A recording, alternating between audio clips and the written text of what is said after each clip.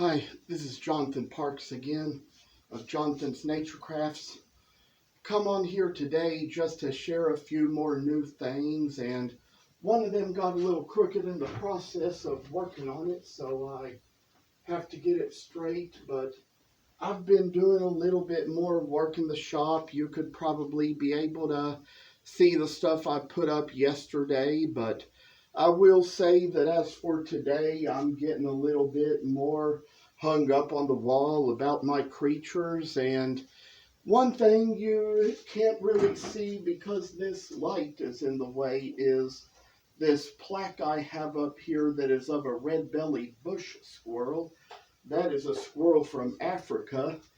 And this right here is a Congo rope squirrel that is from Africa. However, I do have a little bit more to say today. I wanted to talk about the origin of the name Jonathan's Nature Crafts. Before that, I just called it Nature Crafts for a while, and back in the days when I was calling myself the Autistic Rev under the music monitor I was using for a while, I called it the Autistic Rev's Crafts, and for a while called it the Autistic Rev's Nature Crafts and things like that. But I tell you, I've just kind of changed things around over time. You know, society has changed so much where even if you have a legit form of ASD, I mean, people just, don't really take your word for it like they used to. They don't always see it in you or really be able to tell it like they used to. And there's just a lot of reasons that have gone on in this world as to the reason why that is. But I did come today to talk about the origin of the name, the part that says Nature Crafts. I would like to let you all know that that is pending in the Copyright Office. It is not fully registered yet, but it is pending.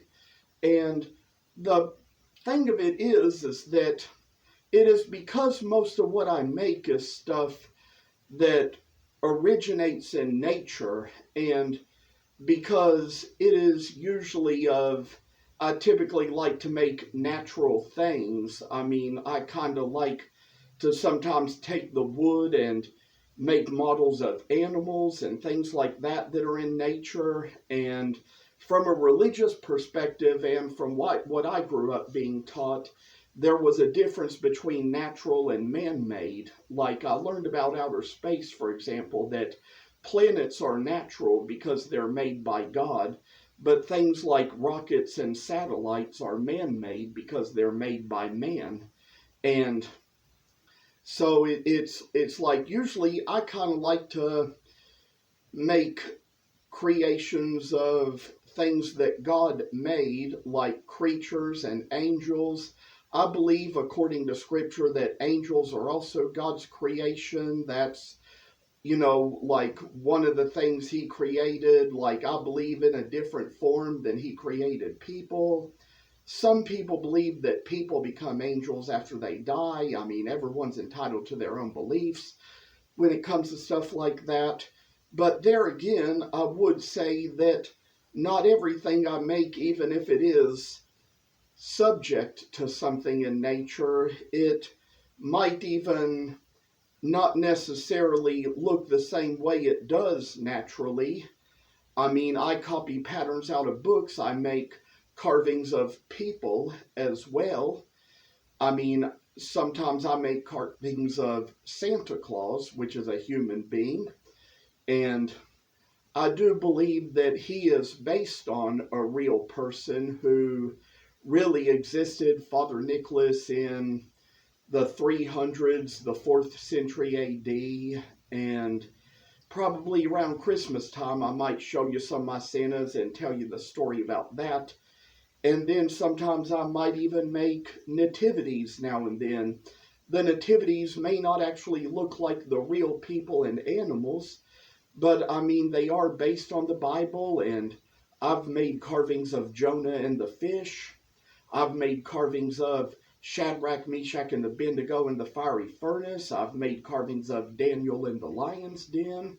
So, I mean, I do have some religious perspective in some of my work. Some of my work has religious themes. Some of my oldest carvings might be of things like Moses and the Ten Commandments. not as good as things I've made more recently. And and the thing of it is that anything that comes out of nature is something that I make. Sometimes around Christmas time, I make gingerbread men and snowmen.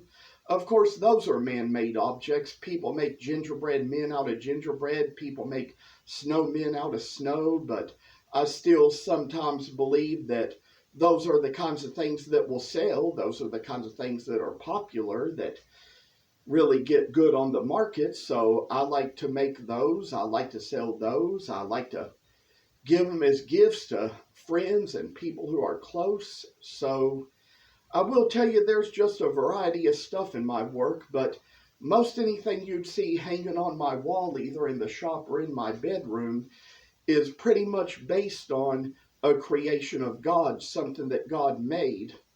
What I will tell you about these animals you'll see is that there are some of them that, of course, you might know who they are these days because they might be creatures that, as I've heard some people say, Disney uses in their movies and TV shows and cartoons these days. However, I knew about these creatures long before the Disney movies and cartoons with them came out, because when I was very little, I had a wildlife encyclopedia set, a National Geographic one, that was given to my brother and sister and me by my grandfather. They didn't fall in love with it as much as I did. I read it the most, I looked through it the most, and I was introduced to these creatures long before they were. Some people, they see the Binturongs and the Fusas these days in the Disney movies, and to them all it is a movie character. They don't know that it's a real animal. But I knew that these were real creatures long before that, because even in the 90s, as a kid and as a preteen and a teenager, whenever I looked in those books, I learned a lot about these creatures and read about them, flipped through them, saw their names and their pictures. So they've just been something that's been known to me for a long time, and I like to make these art things just to tell people about it and put it in articles and show it to people. So basically my work is based all around nature. Now in another video, we will go over the story as to how we came up with the two creatures that are on the logo. I'll tell you in another video what they are, what their names are, what we call them, and how we identify them. But they are some creatures that are less heard of. I was introduced to them through a Disney movie as well, but we'll talk about that in another video. But hey, I just wanted to come on here and give you all an introduction to the name.